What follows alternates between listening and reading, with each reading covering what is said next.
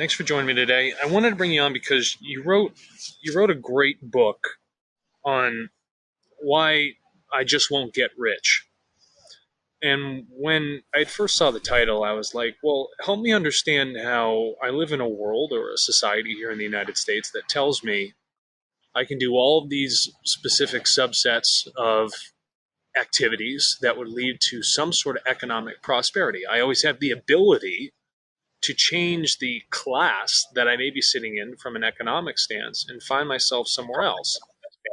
But when I read your book, it starts to shed a light on really how the economic systems are not really gamed or tuned for really my benefit. What it is that people who take a certain stance of ethics in their approach on the world, depending on how those ethics are, find that they can hide outside of the limelight or specifically toe the line or put certain legislation in their favor that keeps their wealth in their hands for how it has been accumulated, whether it's through, some sort of family aspect or some sort of legal aspect that says this is the definition of my wealth. And for many times in the book, you use the example of when the estate in England is transferred from one individual of the family to the other, it's gifted, and that limits the amount of tax on that.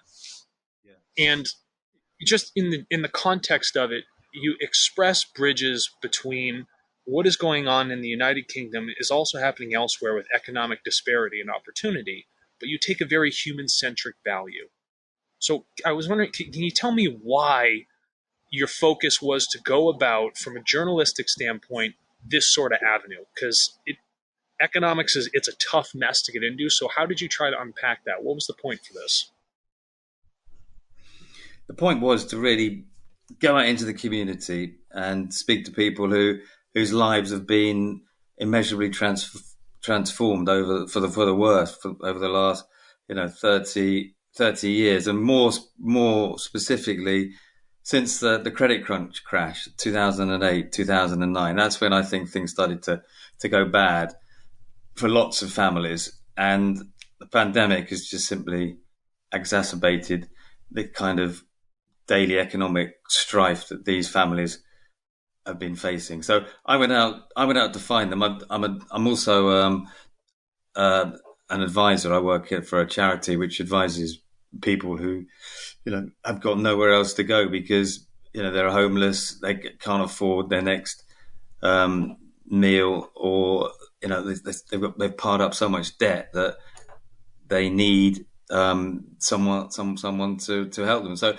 I had a very good access to hundreds of families who were in these kind of dire straits. And what I found was that the trends that we read about in the newspapers and listen to on the news is more terrifying in real life than we really imagine. So we hear a lot about a gig economy, or zero hour contracts, or pandemic laying waste to an economy. But when you meet people who literally coming into an office and asking you how they're going to get their hands on some toilet paper because the supermarkets have been subject to these runs on bare essentials. That strikes me as an economy that probably isn't working very well. And it's one fact that it doesn't work well, but it's the fact that a lot of people miss the effect of these systems' fragility on an individual's life. One person can say, well, the market crashed, but it'll bounce back. But what about the lasting effects, not of the businesses itself, but the people that are actually integrated into those businesses, the people in the healthcare systems, the people that were selling insurance, people doing the things of that specific nature? It cripples them. And you use those stories so that it lives a lot beyond, beyond the sense that it's not just the dollar value that's lost, but there's a sliver of the human being that's lost at the same time. They don't have the opportunity in their own evolution because they can't sustain the basic needs that they do need to survive, those bare essentials. They can't get to them. So relationships suffer, right? Personalities suffer, depression sits in. And those are longer, more drastic effects on the quality of life beyond just the fall down and the bounce back of an economy. But people toe on that fragile line constantly because the amount of opportunity and the design of specific systems force them to be in that fragile state. They don't have an anti-fragile nature to them. And I thought that's what was very interesting about the book itself, is that by diving into those lives, it shows that it's not just looking at the financial numbers that come out to say, oh, it's all well and good that, unemployment, it's on the down. But in truth, a lot of people aren't reporting it, or they fall outside of whatever that spectrum of how the government defines the unemployment. And I think these are the things that really require more of that focus, because there's a much larger human element that tends to be missed. Yeah, absolutely. And I think the human stories kind of tell the bigger story. They paint the bigger picture, and the more people I spoke to, the more obvious this was causing. What we found in the pandemic was that people who were, at the back of the queue anyway, because since the credit crunch, since the levels of productivity have badly afflicted your and our economies, these people who were working in these economies suddenly found that they were not just at the back of the queue. They couldn't find the queue anymore. They were almost negated, and it was very hard to even get these people to sort of leave what accommodation they had to come and even seek help. So I think we're still going to get there. I think when the furlough schemes start to unwind, and the reality of just how many people are no longer able to not just find work, but to make any money at all, to put a meal on the table for their families. Once the full figures of these start to be realised, I think we're going to have a rethink. I think politicians will start to ask the same questions that I've been asking about. Has capitalism broken its contract with hard work, and do we need to start reevaluating it? I don't think we need to tear it apart. I don't think we need to get rid of it or find a new system, but we just need to recalibrate it to make it fairer, so that it distributes more wealth more fairly, which is what the whole point of capitalism was. Is why we moved from an aristocracy of dependent on land and wealth in the hands of the very, very few to the systems of democratic capitalism today. That was the whole point. That's why from the 19th century into the 20th century we had successful economies which spread wealth relatively fairly, certainly in comparison to what capitalism is doing to the spread of wealth today. That's for sure. But I do also think Go ahead.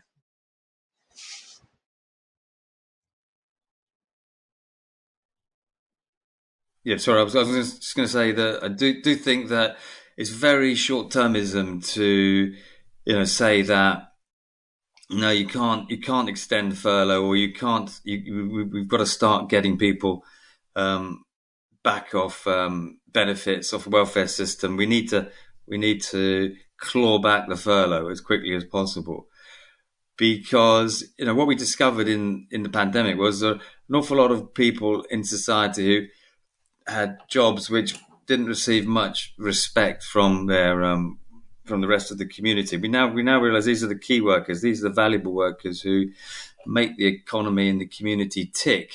And I don't know about you, but we clapped these people on the streets every Thursday night. And now the pandemic seems to be becoming manageable or coming to an end. We've forgotten all the things we said about these key jobs, these key workers. These are the people who we do need to support, because when if we reach another crisis, so another pandemic perhaps, or another variant of COVID, we're going to rely upon these people again. And if we find that we haven't improved their living conditions and they aren't able to do the jobs that we were so desperate that they did during the previous pandemic, then we're going to be even more dire straits than we were the first time around. But it doesn't seem like we're learning those lessons. No, I mean, Robert, you know how quickly people forget things. Unless they're constantly reminded of the past or other things in their localized history that they live in. Especially on the island of England itself, they will forget, and people will go back to doing the things they have always done. And so, when you speak about this, there's an interesting aspect around the distribution of the wealth itself. Now, in the United States, there is a massive disparity between those who hold the wealth and those who don't. But there's a growing middle class, but it's a growing lower middle class, and there's still a huge amount of the drivers for our resources and factories and everything else that is currently happening over here within our gross domestic product. But there's always such a backlash when it talks about wealth distribution and taxes, specifically here in the United States. And, I'm not very keen on British culture that much for how that reaction is. But from the way you've looked at the data in other countries that have taken on universal incomes and things of the sort that you spoke about, how is it that you see taxes in the future? Yeah. Is that really the only avenue for that sort of solve? Do you think that that's how it proves itself out, through that sort of nature, for creating more opportunity and making sure that it decreases the fragility of the system by taxing it more? I think we have to grasp the nettle and deal with taxation. Yeah, we need a more progressive taxation. We particularly need to find a way of fairly taxing the people whose assets have grown exponentially over the last 10, 20 years since the last the credit crunch.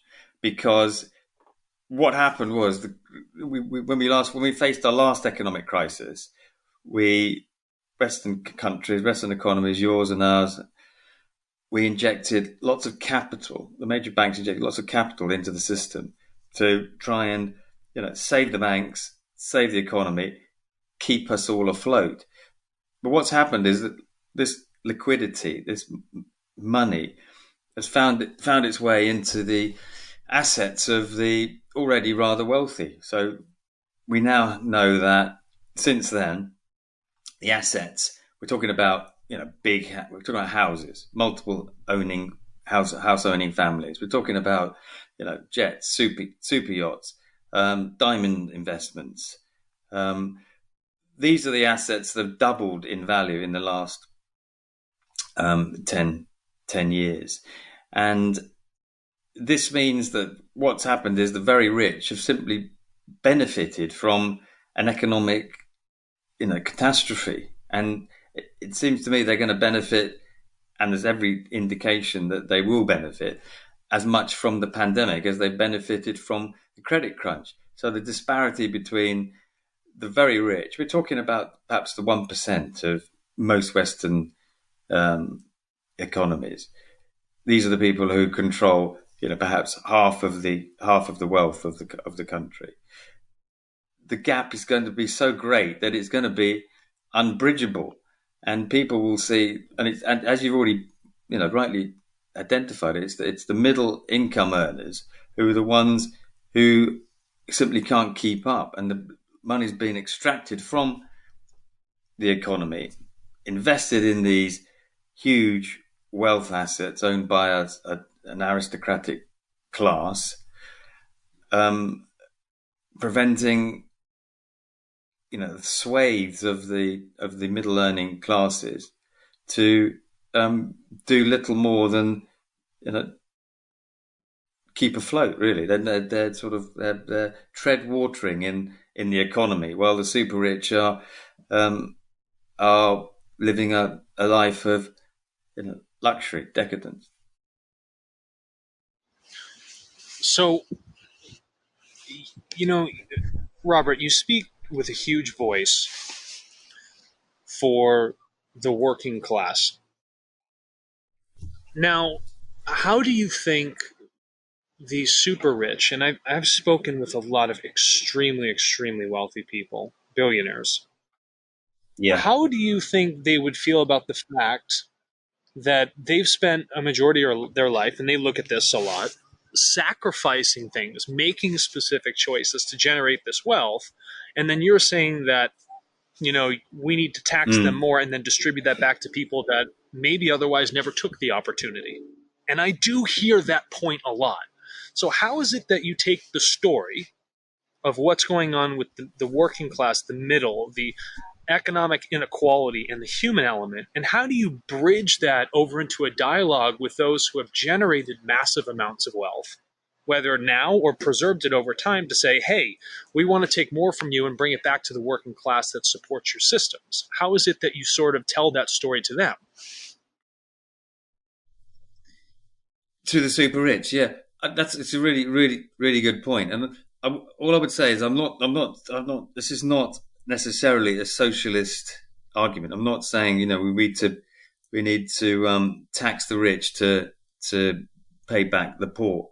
I'm saying that we've got a very large middle class who are struggling, perhaps in different ways, to the poor.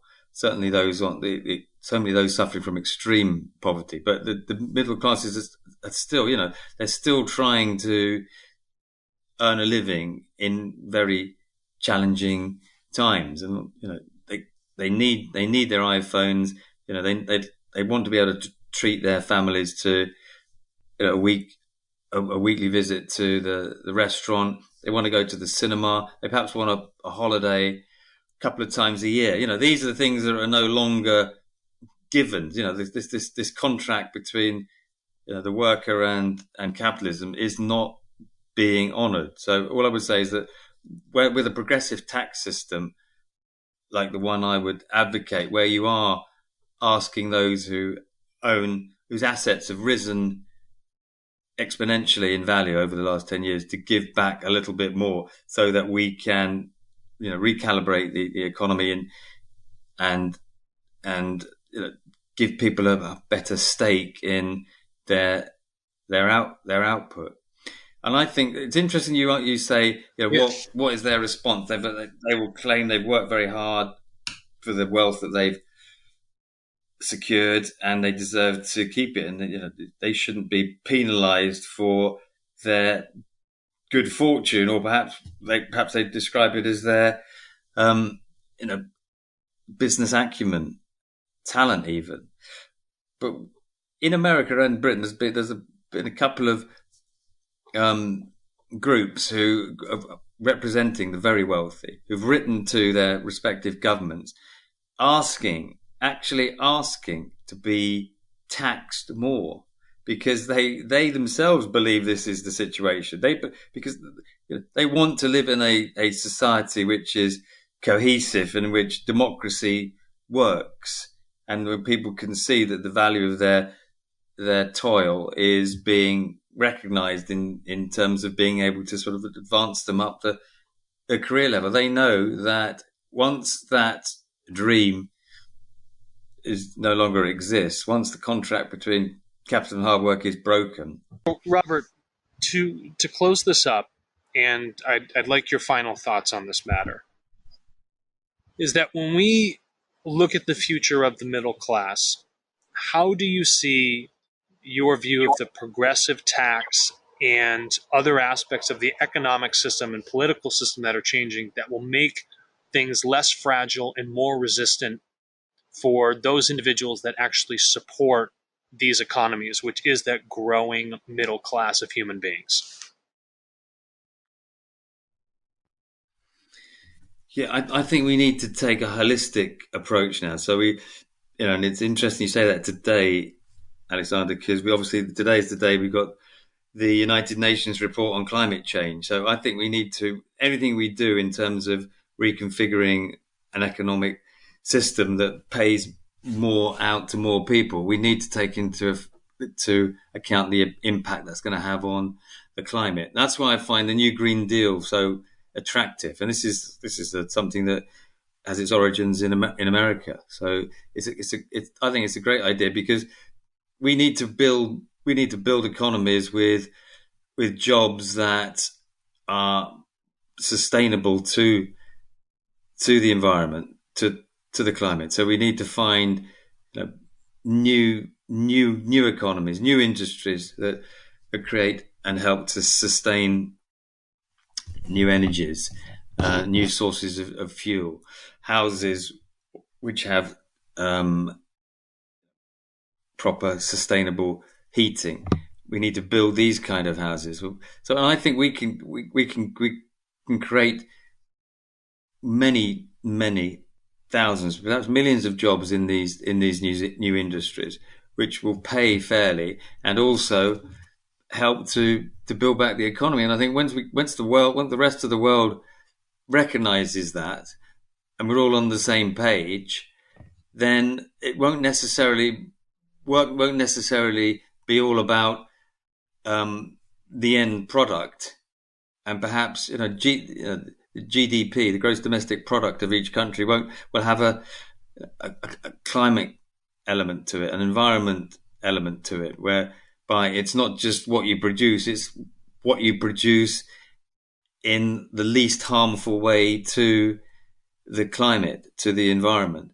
So in that way, we will be bringing in many more jobs to help lots of people who are perhaps losing their jobs through the changing nature of work. And artificial intelligence has meant that there's an awful lot of people working in, say, in insurance, in law, in these kind of professional services, who won't necessarily have as many jobs, certainly not as many well-paid jobs as they were used to in the past. So we need to embrace the challenges of the world economy in the context of the climate emergency we are now facing. And if we can do that, I mean, it's just a massive trick to pull off. If we can do that, we will have something worth lasting, worth keeping, and worth passing on to our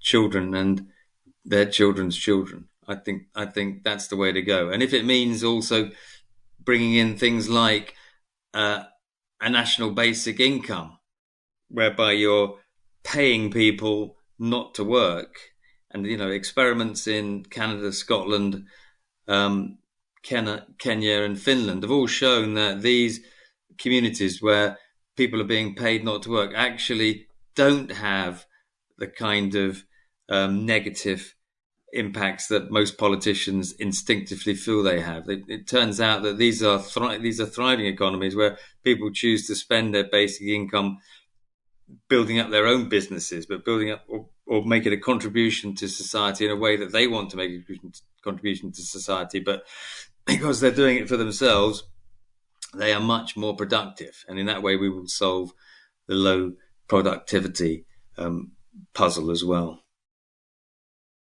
Yeah, and I think, taking that approach, there's just a lot to be said when we put a focus on the human being, and then how that human being also interacts with the environment of the planet we live on.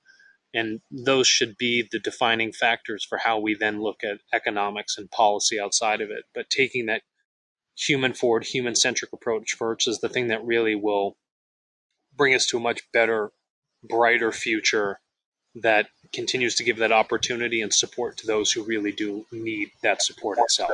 So, Robert, I thank you so much for coming on and speaking about this. Thank you for your career of journalism and bringing the story and the voices of those who are sometimes kicked to the wayside or unheard or never get their limelight when it's due. And I really appreciate you shedding that truth on that situation and teeing up some options for our future that just may be a better one for all.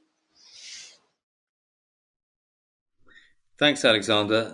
It's been a pleasure talking to you too. And if you got any problems regarding the recording, or you want me to go over something or whatever, just let us know, and happy to to jump back in.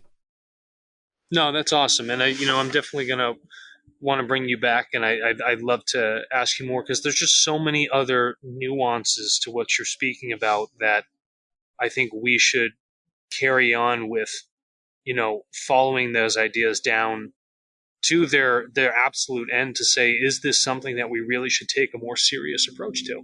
And I think having that voice of those individuals and making them a part of that decision making is going to make a drastic difference in that future. So thank you again for doing that, Robert.